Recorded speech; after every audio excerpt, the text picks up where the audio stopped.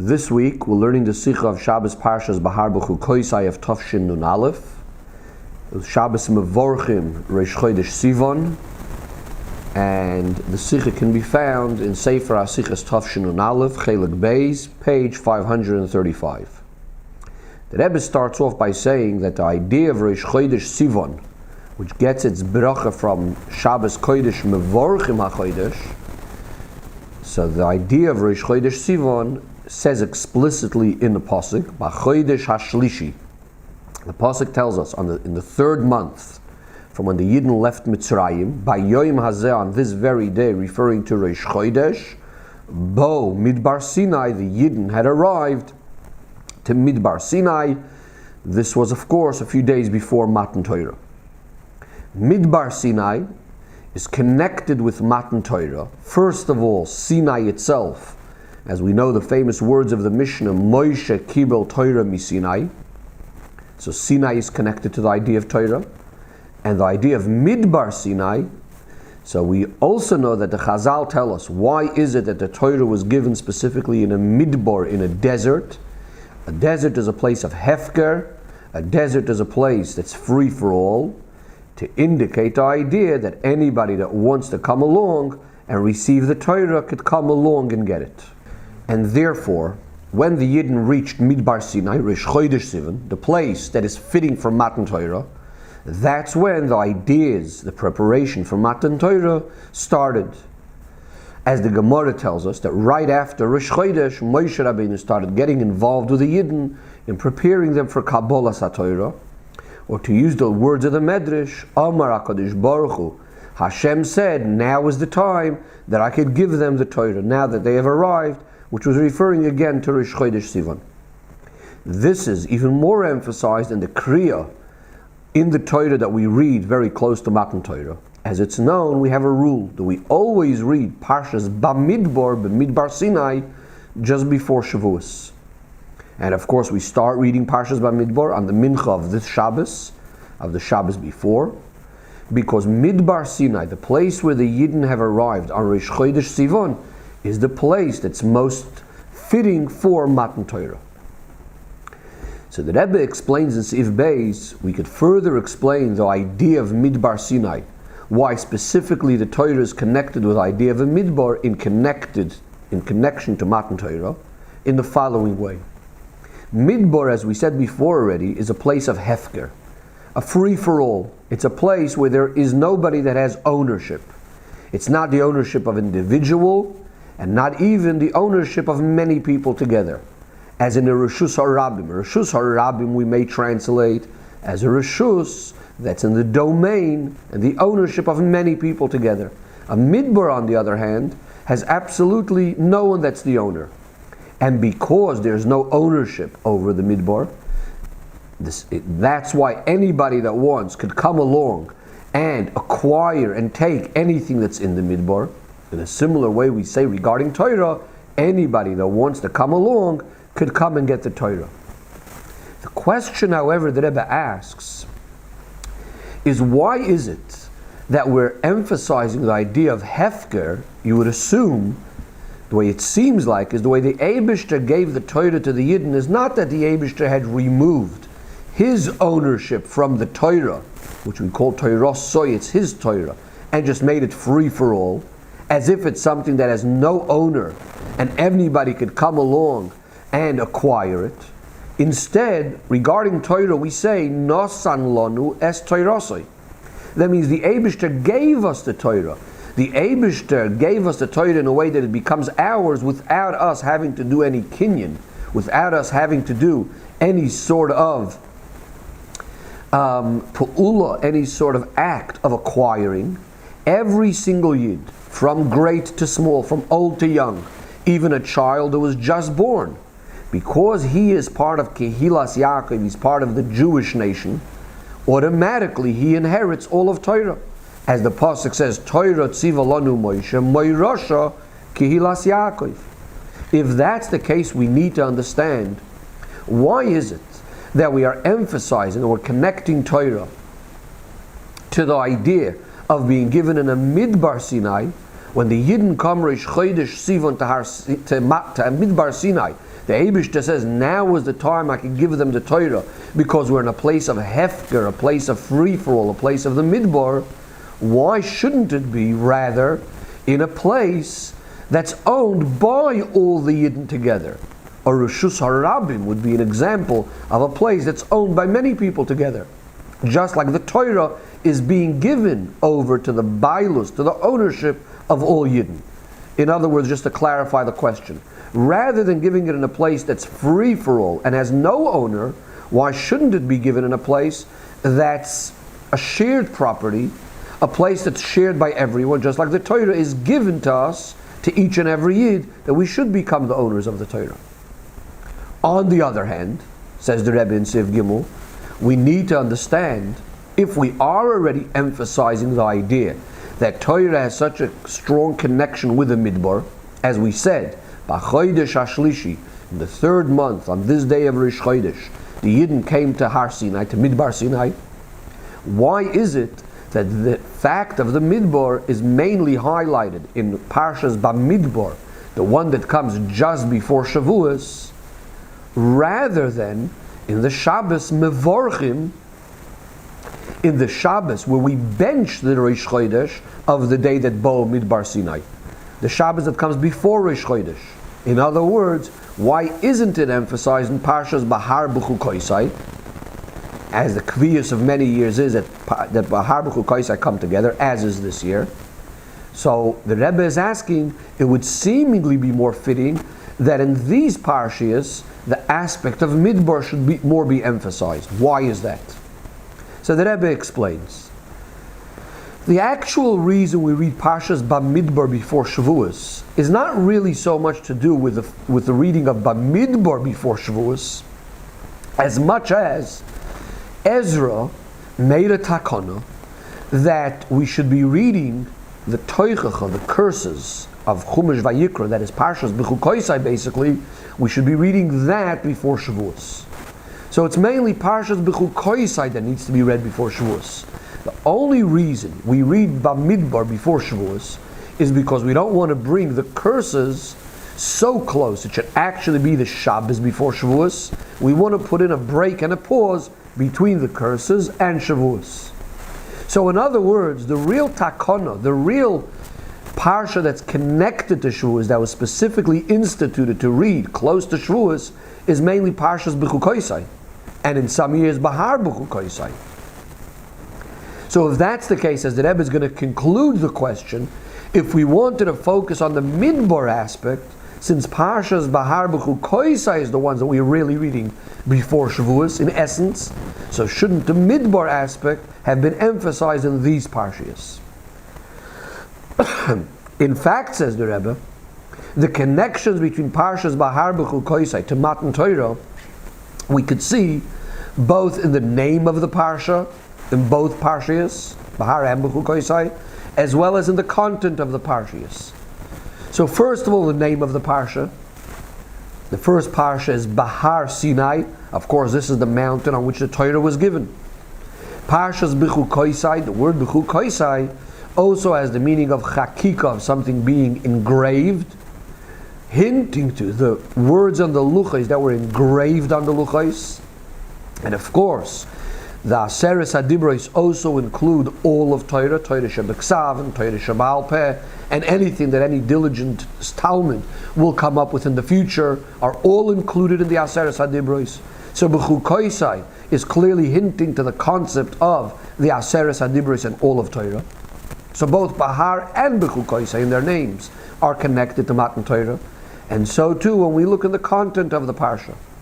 First of all, in the beginning of Parshas Behar, we have Vayidaber Hashem el Moshe Behar Sinai Leim, where Hashem speaks to Moshe at Har Sinai. And then the Torah right away starts off with the dinim of Shemitah. Rashi asks, what's the connection between Shemitah and the fact that this was all said in Har Sinai? All the mitzvahs were said in Har Sinai. Explains Rashi that this is coming to teach us, just like by Shemitah, the Torah goes into all of the details of the mitzvah. And the Pasuk tells us clearly that this was all given at Har Sinai. This comes to teach us that so too regarding all mitzvahs, every detail and aspect of the mitzvah is connected and comes from Har Sinai. So what do we see over here? The beginning of Parshas Behar is right away connected and very much focusing on the idea of everything in Torah being given at Har Sinai. So too when we look at the end of the Parsha, the end of Bechukoisai, finishes off with Eila HaMitzvos Asher Tziva Hashem Es Moshe Al Bnei Yisrael Bahar Sinai, once again focusing on the idea of Yidden being by Har Sinai, receiving the Torah. So clearly Behar Bechukoisai are both Parshas has very much to do with Matan Torah. But if that's the case, the Rebbe concludes the question, why is it that the Midbar aspect is specifically connected with Parshas Bamidbar rather than the Parshas of Behar and Bechukoisai?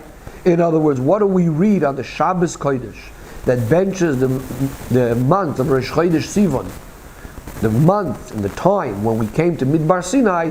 This Shabbos we don't actually mention the Midbar aspect. Instead we're more focusing on the Har aspect, on the Har Sinai rather than the Midbar Sinai. Says the Rebbe in Seif Daled, we could explain it in the following way. By first explaining why do we even make an issue about where the Torah was given? Har Sinai, Midbar Sinai. Seemingly, since Torah is meant to affect the whole world, why is it even relevant the specific place where the Torah was given? Says the Rebbe, we could explain that by choosing a specific place in the world that's fitting for the giving of the Torah, by this itself, we could see clearly, and it emphasizes to us clearly, the whole point of what Torah is meant to be achieving in the world, as will be explained later. But first, to explain the connection of the Torah and the world, by having a look at the Mishnah in Pirkei Avos that is learned this Shabbos. The Mishnah in Pirkei starts off, Ba'asara ma'amoros nivra ha'olam, that the world was created through the Eibishter's 10 utterances. Says the Zohar, we have a pasuk. The pasuk says, Asoro hakaf b'shekel hakodesh, which literally is a pasuk referring to the korbanos that the Messiah brought, and then the pasuk is summarizing everything that has been brought, and the pasuk says that each spoon was weighing 10 shekel according to the holy shekel, etc. Asoro hakaf b'shekel hakodesh. Says the Zohar, we have twice asoro. We have one asoro which represents the 10 utterances with which the Eibishter created the world. We have another 10 utterances which are connected to Matan Torah, the Aseres HaDibros, because the reason the world was created was for Torah.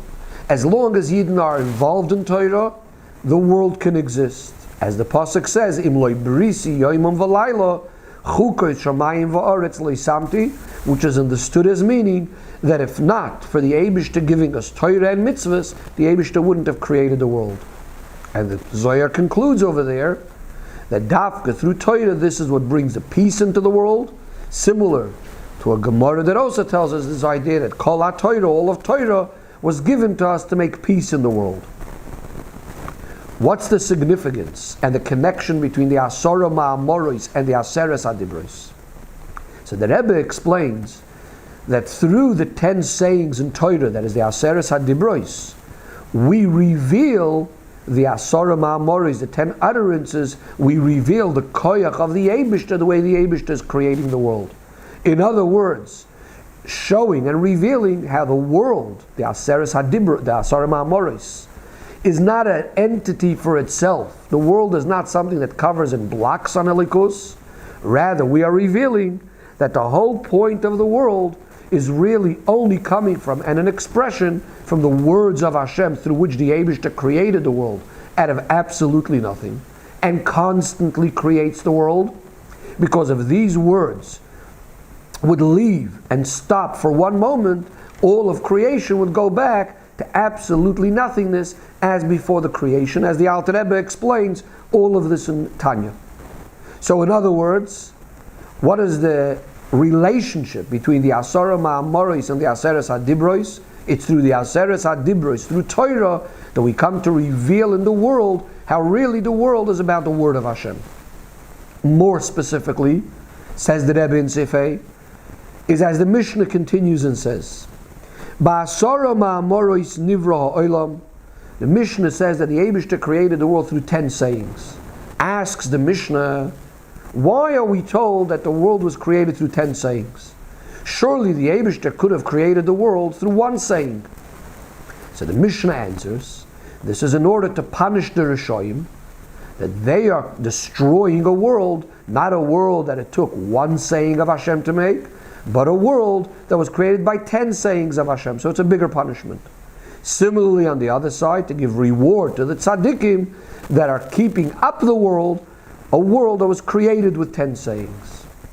So there's a very, very famous question that the Mefarshim ask on this Mishnah. If the Eibishter was able to create the world with one saying, why should the reward or the punishment be for a world that was created with 10 sayings if it's really only worth, so to speak, it only deserves one saying? If the Eibishter decides to create the world with more sayings, is that the fault of the Rasha? The Eibishter could have created the world with one saying. He's creating it with more sayings, so it should be worth more, so to speak, so the Rasha caused bigger damage. But really it's only worth the one saying. Similarly, the tzaddik. Why is he getting more reward just because the Eibishter, so to speak, spent more sayings on the world? So the Rebbe explains this, that not the pshat is that the world could have been created in one way and was created in a different way, but actually these are two modes of creation. The way the Eibishter is actually creating the world is in two ways. There's the Maimer Echad way, there's the one saying kind of creation, and there's a creation of the 10 sayings, as the Rebbe continues to explain.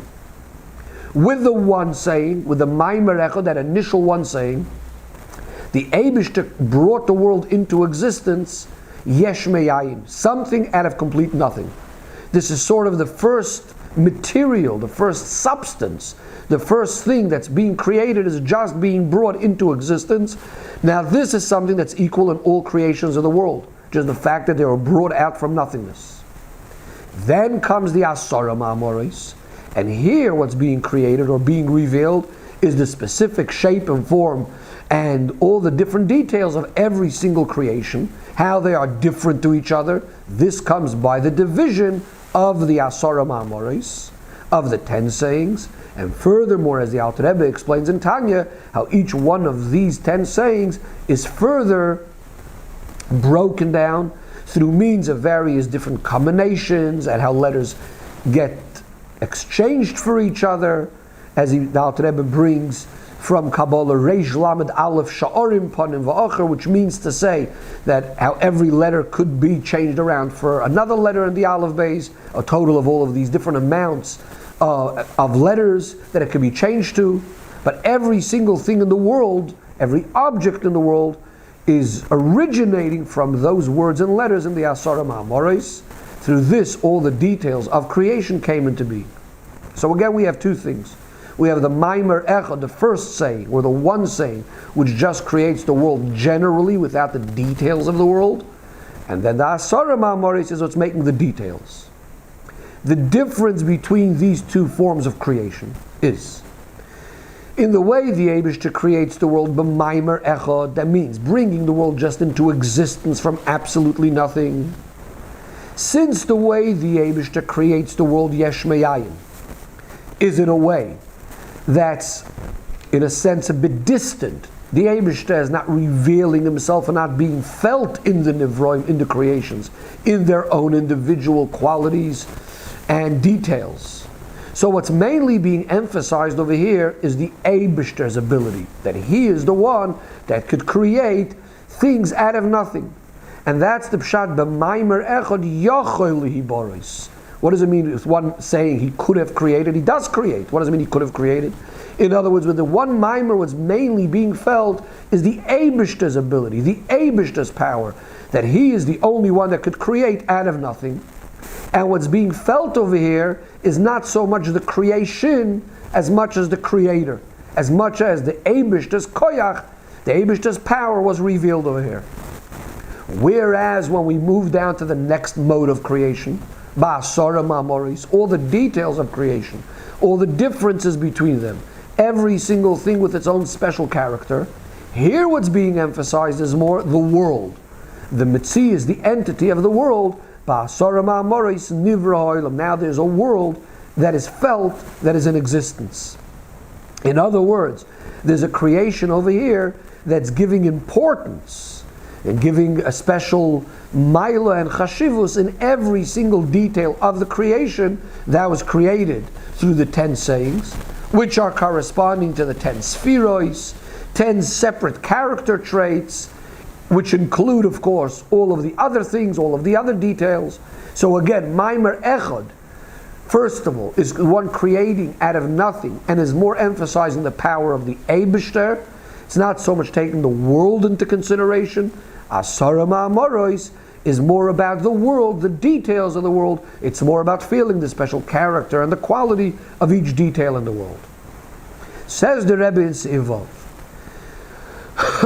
since we said before that the 10 sayings of Ma'aseh Bereshis of creation correspond to the 10 sayings of Matan Torah, we could understand that these two ideas of the Asara Ma'amoros, 10 sayings on the one hand, or Maimer Echad, or one saying, how they are in the world, a similar idea we could find in regards to Torah as well. By Matan Torah, we have a pasuk. Pasuk says in Tehillim, Achaz diber Elokim shtayim zu shamati, which literally means Hashem spoke one thing, I heard two at the same time. But what this also means, in the context of what we've been explaining in the Sikha so far, means that in Torah there's also these two ideas. There's the Achaz diber Elokim, Hashem spoke, like the Maimer Echad, the way it comes from Hashem. Achaz diber Elokim, the way it's coming from Hashem, is that it's all in a way of Echad, just like Hashem is Echad. So too is Chachma, his wisdom, his Torah is one. And that means that all matters of Torah are really one nekuda, one idea, one point. It's all the Chachma of the Eibishter, and Hashem and his Chachma are one. So it's the unity aspect of Torah that's being felt, and Hashem, the way Hashem is one. Then on the other hand is Shtayim Zu Shamati, the way it comes down into the person. Now there's already division. I heard two things when the Eibishter spoke. There's already a division. There's the division of 10 Ma'amoros, there's all the details of the Torah. In other words, the way the person is taking it, now we already see many, many details. That is the way the Eibishter's Torah came down into the matters of the world, into the matters of the person, with all the division and all the separation. First of all, of the Aseres HaDibros, which includes then the Taryag Mitzvos, corresponding to 248 limbs of the person, 365 veins of the person being like the little world, and so too all the details of the world itself, all to achieve that also all of the things of the Torah, every single detail of the Torah with all of its character traits should be utilized and should be according to Torah. And therefore, since we said the two sets of the Asara correspond to each other, so the Maimer, through the Maimer Echad in Torah, through that aspect in Torah, which is the focus mainly on the way it's coming from Hashem, so to speak, through that we are revealing the Maimer Echad in the world, that first general utterance, in other words, where the whole focus of the world is only Hashem. On the other hand, through the Asara Ma'amoros in Torah, when we look at the details of the Torah, this is when we also come to reveal the details of the Asara Ma'amoros in the world, as the Rebbe continues to explain. By the Maimer Echad in Torah, by that first saying, that general saying, as we said, what it means is the way the Aseres HaDibros are coming from Hashem's vantage point. What that means is that when one's learning Torah, is that it's introduced by Baruch Hu B'Torah Tchila, by first making the bracha on the Torah. That is, that we have that bitul to the Noisei Na Torah, that means that it's noticeable in every aspect of Torah, not so much the details of the laws of the Torah, Rather, the point that it's all Hashem's Chachma. Achaz Diber Elikim, that's the one Nakuda that's equal in all parts of Torah. When we have that in Torah, when we recognize the Elikus, the godliness in the Torah, how it's all, the bottom line of Torah is it's all Hashem's Chachma, we are revealing in the world that idea as well, the Maimer Echad. In other words, what we're revealing in the world is not so much the details of every creation according to their own character traits and qualities. Rather, what we're focusing on is mainly the koyach ha'atzmus, the koyach of the very essence of Hashem, which is bringing the world into something. On the other hand, through the Asara Ma'amoris Shebet, when we start looking at the details of the Torah, the many halachos of the Torah that are clothed and have to do with all the details of the world. In fact, Kol Ma'asechel L'Shem Shamayim B'chol D'rachecha Da'eyu, not only the things that are directly mitzvahs, but even things of mundane nature, and we utilize them for Elikus. When we are doing the things based on the Aseres Hadibros, on the division, on the details of the Torah, now we are also revealing in the world the Asara Ma'amoros aspect, meaning to say that it's noticeable in each and every part of the creation, the specific quality of that inyan, its specific dimension, its specific quality, corresponding to the 10 spheros, corresponding to all of Kedusha as it permeates the world, a level of Kedusha that has a connection to the world. Or to put this slightly in a little bit of other words, the idea of the Maimer Echad is more about the bitul of the world, is more about the nullification of the world. In other words, recognizing that the world on its own is absolutely nothing. It's all about just the koyach of atzmus. It's what we call taking the world mulmata l'mayla, removing the world from its physical existence and from any sort of entity to become completely bottled, to become absorbed within godliness. On the other hand, the idea of the Asara Ma'amoros is about having a world, the way the world is, and that itself should be permeated with Kedusha, drawing down the Elikus, milmayla lamata, into this world. And of course, each one of these two ways, each one of these two methods have their own advantage. So if we speak about the advantage of revealing the Asara Ma'amoros, that is, looking at each detail of the world with its own special qualities, taking a level of godliness that permeates the world, so that has a tremendous, tremendous advantage, because we're speaking about something that can actually personalize and become completely connected with each detail of the world. But on the other hand, we're dealing with a level of Elikus that's a lower level. It's a level of Elikus that's connected to the world, not that level of godliness that's beyond the world. On the other hand, when we speak about Maimer Echad, higher than the vision of any worldly matters, of course here we're speaking about a level of Elikus that's completely higher than the world, and that's the advantage of this way, of the Maimer Echad. The problem, however, is that it's not permeating into the details of the world. It's not being noticed, the special quality, the special character of each and every detail and each of every creation in the world. On the contrary, what's being looked at is that the whole world is nothing. And of course, the perfect blend is when you have both of these together, that also the level of godliness which is higher than the world, which we call Maimer Echad, should come down, reveal itself, and permeate also into all the details of the creation, that which we call the Asara Ma'amoros. And it is specifically in this way that the Eibishter's Kavanah, to have the Dira B'tachtoinim, can be fulfilled. What does a Dira mean? A dwelling place? This is a place where the one who's living in it could be revealed in his whole essence. Not only the level of Elikus, not only the lower aspects, the ones that are more connected to the world, but the very essence of Hashem, the way He's completely higher than the world. That's the Maimer Echad, the way the Eibishter's ultimate unity. On the other hand, where is the Dira B'tachtoinim? That means the essence of Hashem is revealing Himself, and it permeates into the Tachtoinim, into all of their details as they are, each one with its own personal character traits and qualities and so on and so forth. Says the Rebbe in Seif Ches, this idea of Torah impacting the world through these two modes, Maimer Echad and Asara Ma'amoros, is also emphasized in the preparation for Matan Torah, that which we are doing in Sfiras Omer between Pesach and Shavuos. Matan Torah, as we know, of course, comes after the Inyan of Yetzias Mitzrayim, when the Eibishter revealed himself with all of his glory and took the Yidden out of Mitzrayim. What was the point of Yetzias Mitzrayim? The Eibishter says to Moshe Rabbeinu, when you'll take the Yidden out of Mitzrayim, you'll come serve the Eibishter at this mountain, the idea of Matan Torah.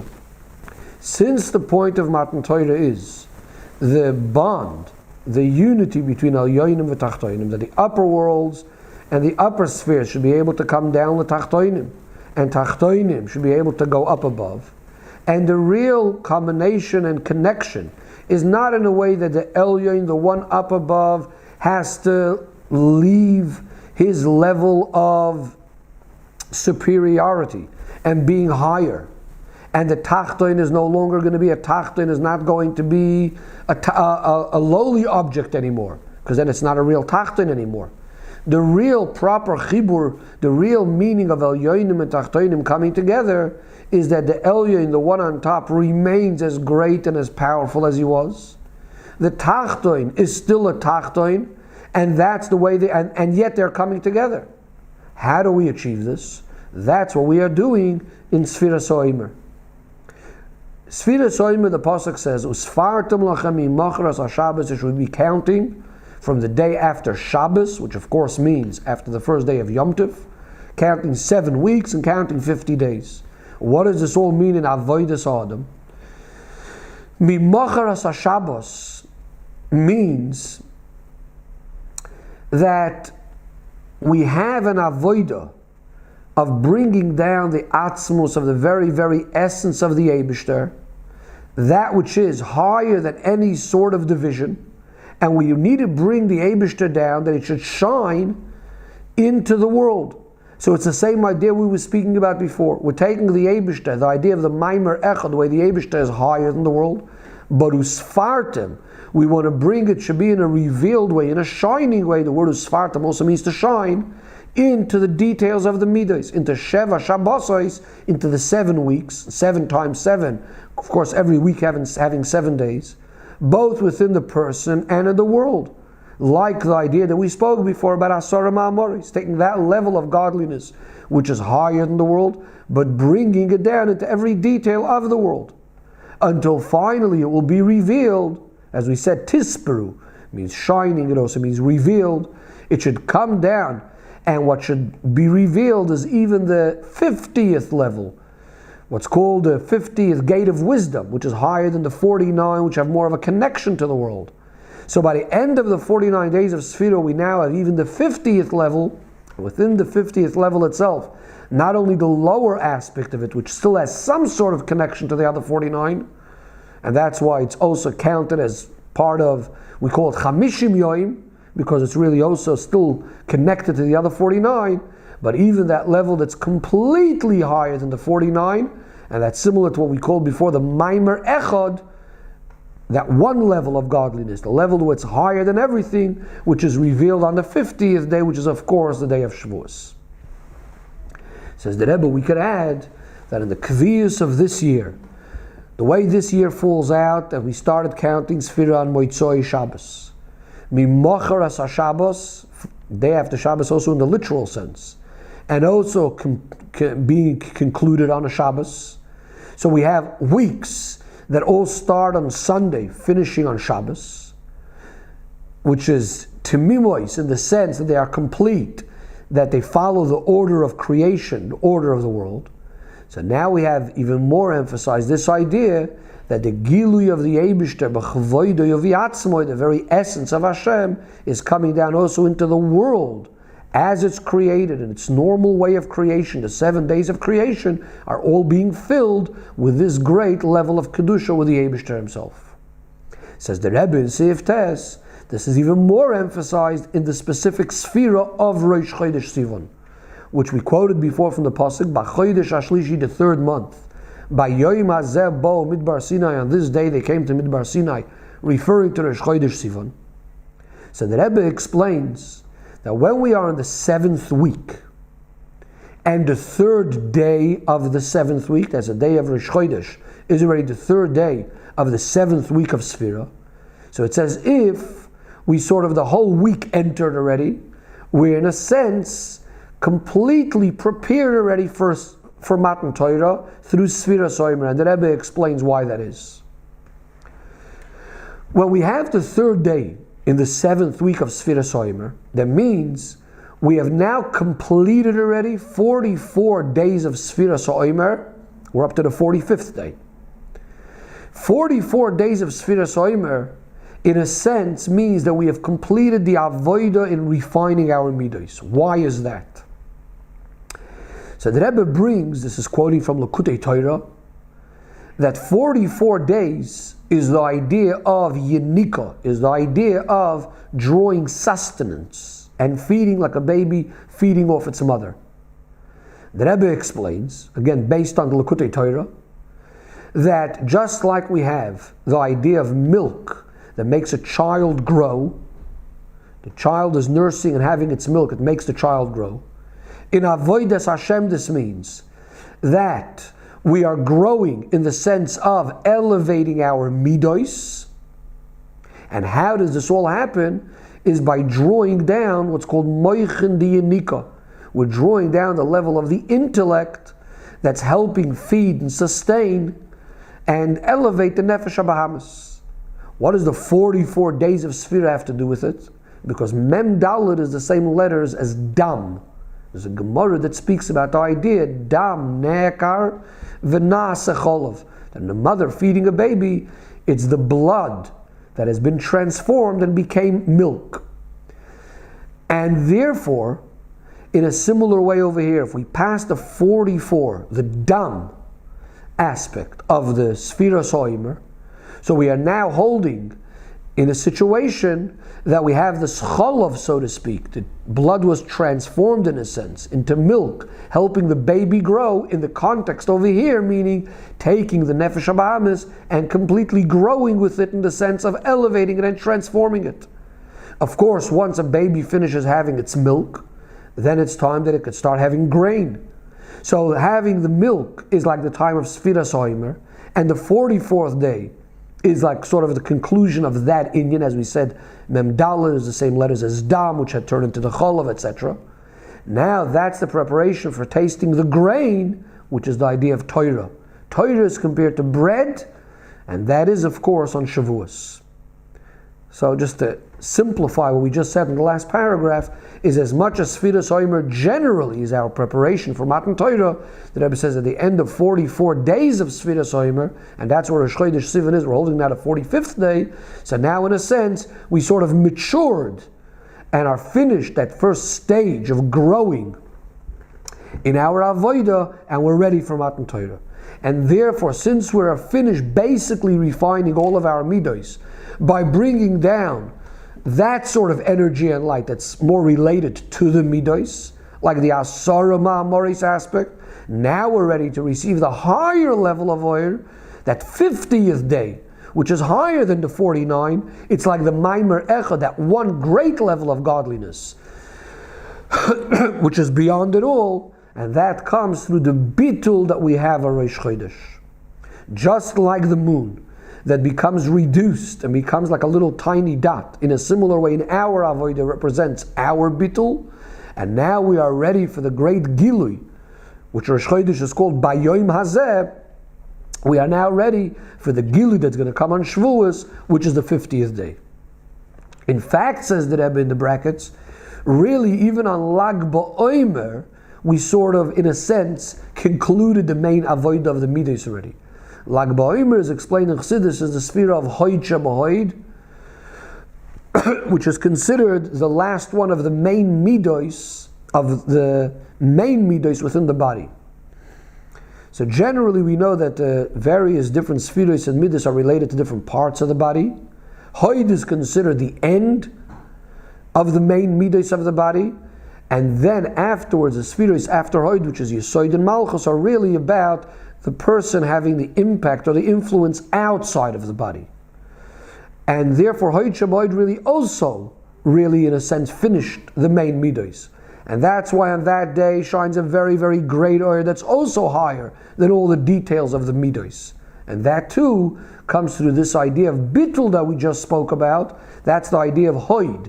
Hoidah means submitting oneself and Hoid Sheba is the ultimate in submitting oneself, and through finishing those midos on Lag BaOmer, what do we have on Lag BaOmer? The great Gilui of Pnimius HaTorah. As we all know, Lag BaOmer is connected to the revelation of the secrets of the Torah and so on. Getting back to the union of Rosh Chodesh Sivan and Matan Torah, so the Rebbe says that the connection between Rosh Chodesh Sivan and Matan Torah is also not only the fact that we finished 44 days, but also looking at the Sphira of Rosh Chodesh itself, the 45th day of Sphira Omer. What's the significance of the number 45 Memhei? Is the gematria of the word Adam. Now, first of all, Adam is made up of two parts, Aleph, Dam. And this can be understood based on what's known, that Torah is compared to the blood, bringing the energy and bringing the chayas, the sustenance, to all parts of the body equally. Torah is also called Adam, as in the pasuk Zois HaTorah Adam. So that would be the Dam plus an Aleph.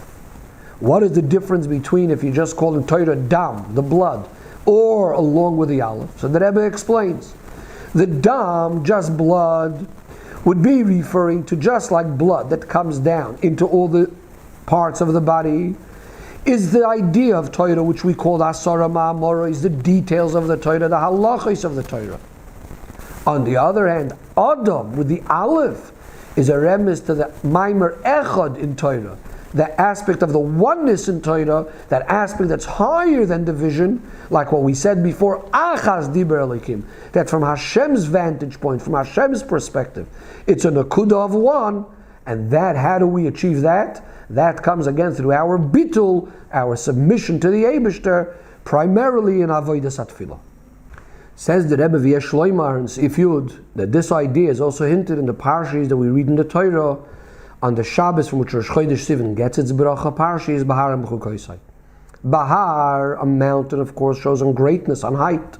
It's in fact called the Tzoymeach Shebedoimim. Within the inanimate itself, it's almost like the plants within the inanimate. In other words, the growth part, a high aspect of the inanimate. That shows an avodah of already division into details, like the Asara Ma'amoris aspect. In other words, the idea where you recognize growth, going from level to level, going from strength to strength, and so on. That's what Bahar represents. On the other hand, Bechukoisai, which we said before, is from the word of Chakika, something being engraved, like the letters in the Luchos, which are completely engraved and carved out of the stone itself. That shows on the Nakuda that's beyond separation and details. And how do we get to that? Through Bitul, through the idea of going away from understanding. Chuka Chakakti, the Eibishter says, I made a decree, and you have no permission to question it. Putting the two together, Bahar and Bechukoisai, reading them in one Shabbos, for the same 7 people that are called up, and one of the Aliyahs Revi connects both of them together by making a bracha before the beginning part, which is in Parshas Bahar, and the end part of the Aliyah, which is in Parshas Bechukoisai. Combining these two parshas, these two ideas, Bahar and Bechukoisai, together, is by bringing about a level which is really even higher than both put together, which shows on the idea that also within the details, within the Bahar, is coming that Nakuda, that one essential point, which is higher than the vision, and that's why it could come into the level of Bechukoisai, which could come in and permeate into the details of Bahar. Says the Rebbe, V'yesh L'hoisef, we could add that this idea of putting these two extremes together is also hinted actually in each one of these parshas separately. First of all, Bahar Sinai.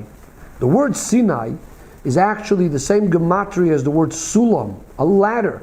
What's a ladder? It combines and connects the top and the bottom. And in two different directions. You can be going from bottom to top, from top to bottom, as is also hinted in Parshas Bechukoisai. The word V'hisalachti, a pasuk in the beginning of Parshas Bechukoisai, represents two modes of going or of walking. One, milmayla lamata, coming downwards, which really represents Torah, that's coming down from Har Sinai.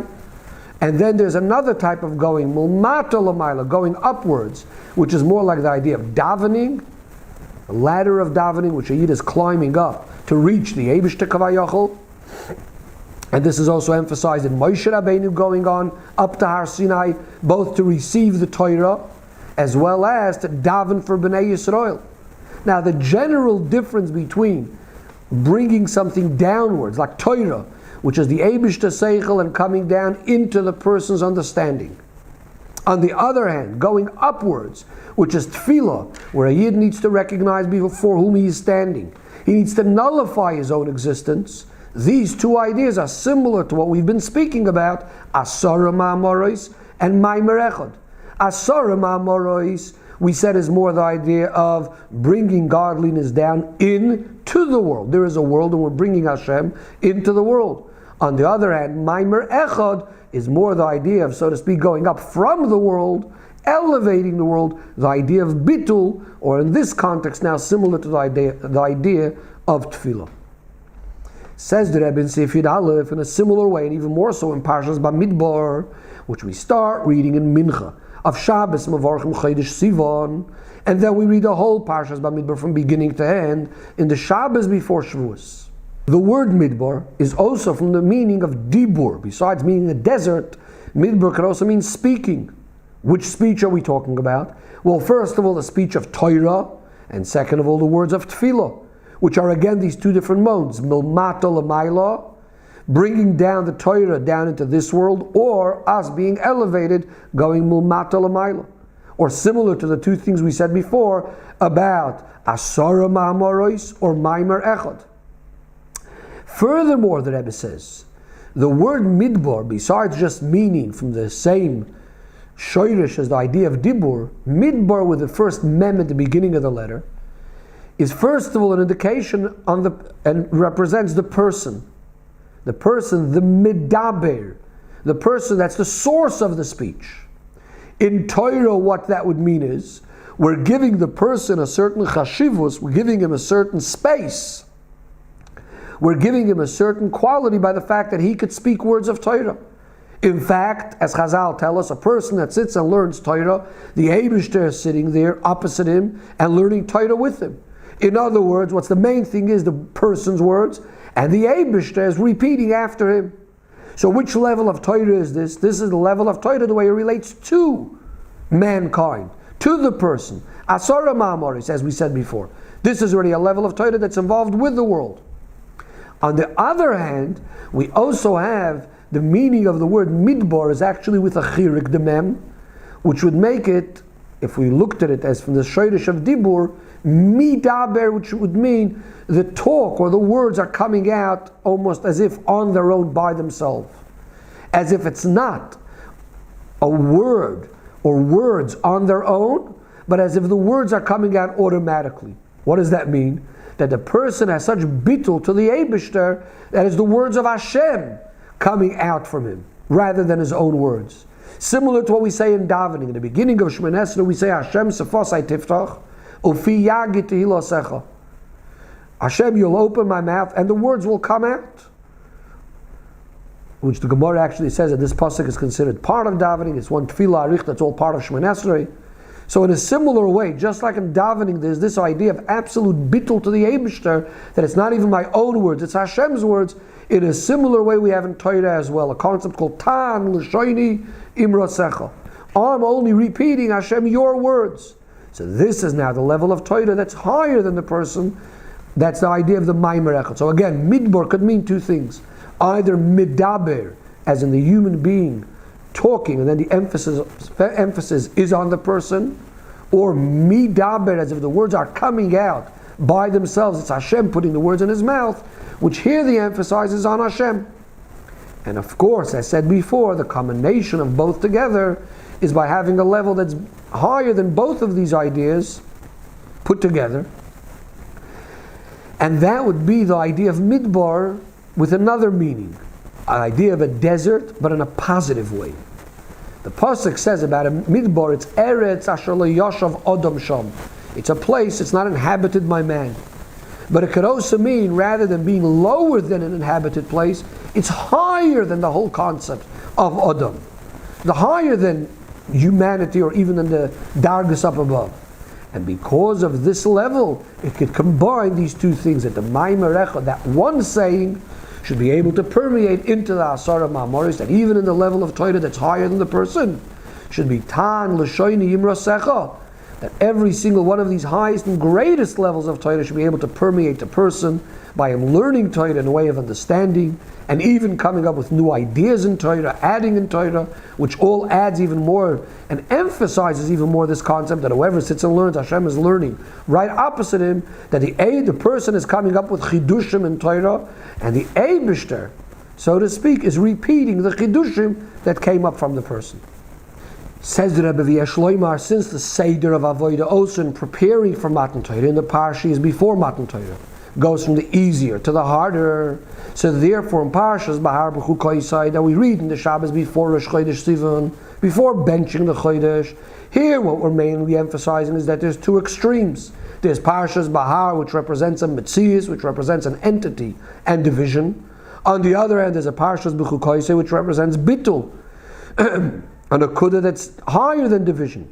Furthermore, the beginning and end of Parshas Behar Bechukoisai, we speak about Har Sinai, not the idea of Midbar Sinai, specifically the Har aspect, emphasizing and looking more at the idea of that we are an existence, we are an entity.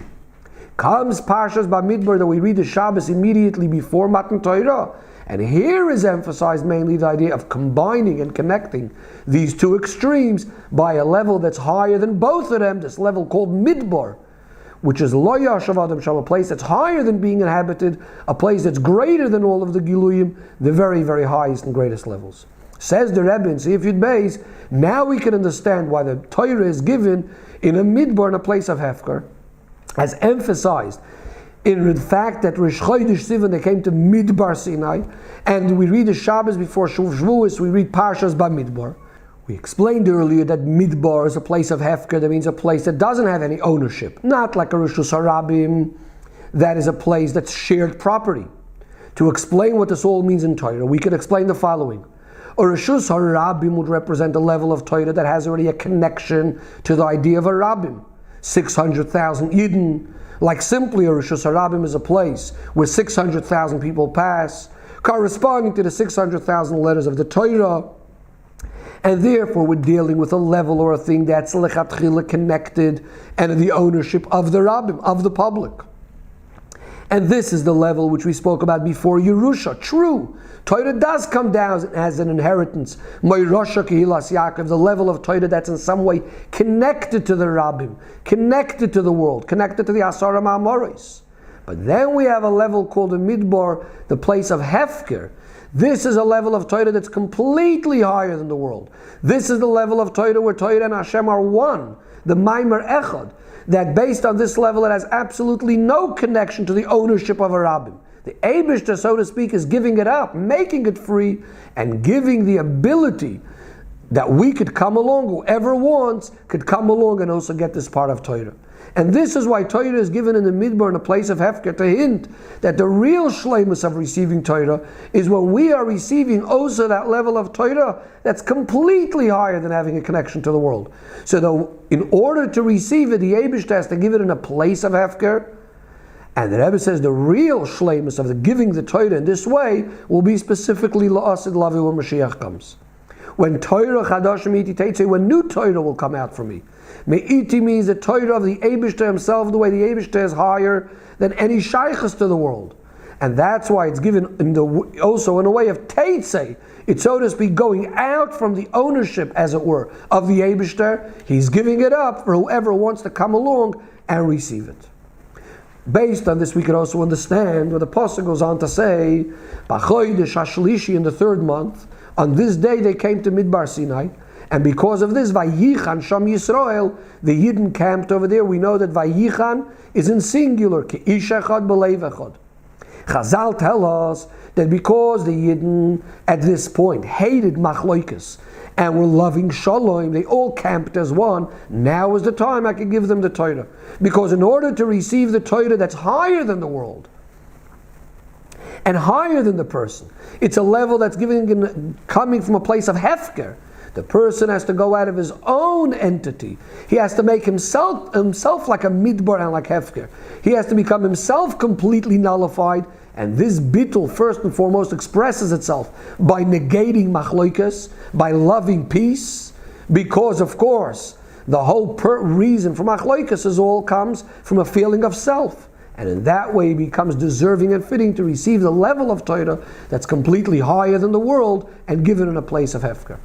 And even though the preparation for the giving of Torah is in a midbar through bittul, through negating one entity, nevertheless, as it says, kol haroitza, whoever wants could come and receive. That means you have to come and receive. You have to go and do something about it. Not like it usually says that the Torah is given or given in the midbar, because it's emphasizing that even this level of Torah that's completely higher than the world, yet it becomes part of your avodah, your understanding, and even of making chidushim in the Torah, which represents a strong metzias of kedusha itself. Says the Rebbe in Sif Yud Gimel, these two extremes, on the one hand having absolute bittul, on the other hand being such a strong metzias, are emphasized in Parshas Bamidbar, the Shabbos the Parsha that we read Shabbos just before Shavuos, and starting already Mincha of the Shabbos. The name of the Parsha Bamidbar, because of the beginning of Vayedaber, etc., Bamidbar Sinai, shows, as we said, the idea of bittul, like a midbar where everyone is stepping on it. On the other hand, what does the Parsha speak about? The Yidden being counted. And that's why, in fact, the whole Chumash is called Chumash HaPikudim, the Chumash of counting, which represents a strong metzias, something that's counted, cannot be nullified. And also the great chshivus of the Yidden, because the Eibishter loves them so much, that's why he keeps on counting them. Each and every Yid and all of the Yidden together.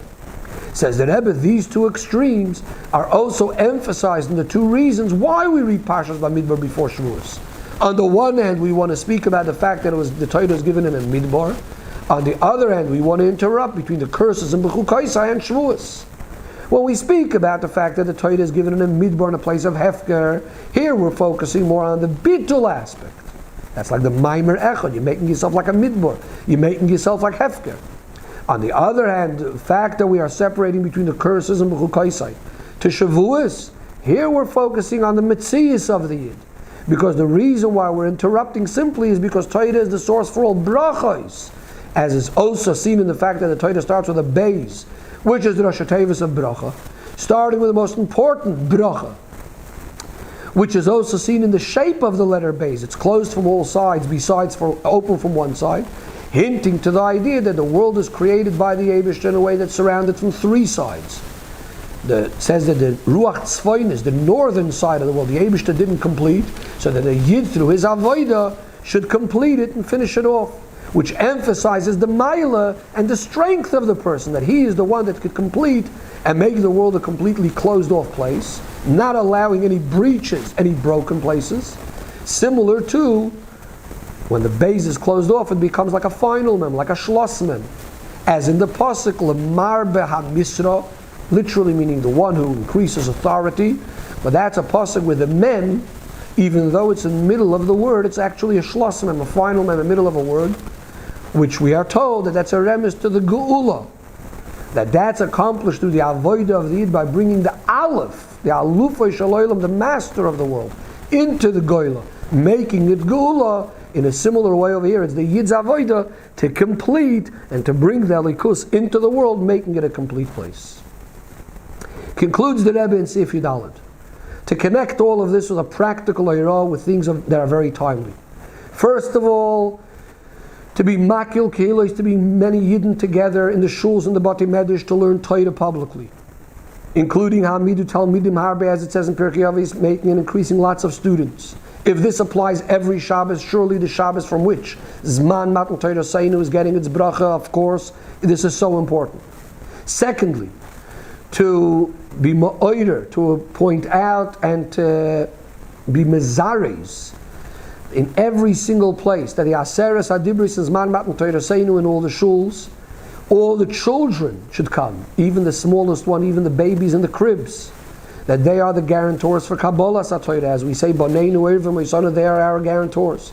And here again we have these two extremes coming together. On the one hand, Bitul, which we were calling the whole time the Maimer Echad. On the other hand, the Asara Ma'amoris.